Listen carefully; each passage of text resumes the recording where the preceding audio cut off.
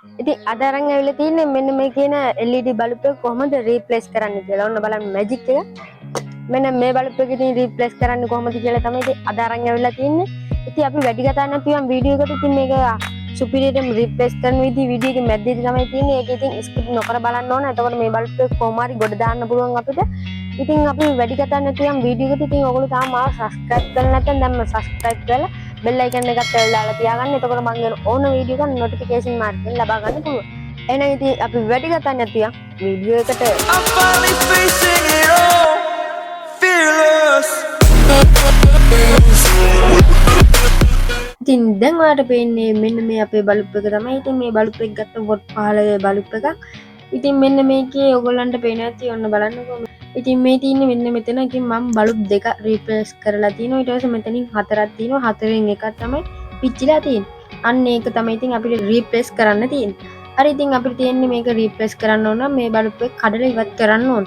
ඒ කියන්නේ අපි පිහියකින් හරි ස්ක්‍රූපණියකින් හරි දැන් තියෙන්නේ ඉතින් අපිට මේක ඉවත් කරගන්න. එහෙනම් අපි මේකත් ඉවත් කරගමු.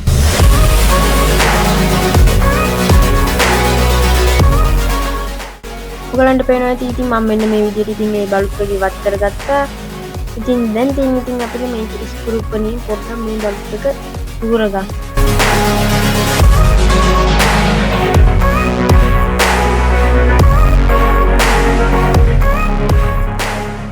දැන් ඉතින් මම මේක සූරගෙන ඉවරයි. දැන් තියෙන්නේ ඉතින් අපිට මෙන්න මේ විදිහට බවුත් එකකින් පාස් ගන්න තමයි ඉතින් තියෙන්නේ.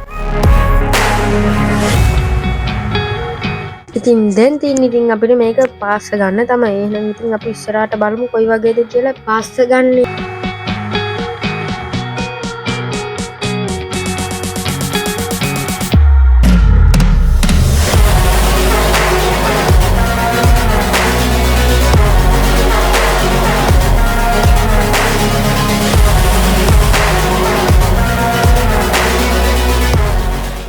ඔන්න ඔය විදිහට තමයි ඉතින් පාස් ගත්තේ. ඒ ඔයගලන්ට පේනවා ඉතින් දැන් තියෙන්නේ ඉතින් මේ පාස් ගත්තුවත් එක්කම බල්බ් 3යි තියෙන්නේ. ඔයගලන්ට පේනවා ඉතින් බල්බ් 3යි තියෙන්නේ.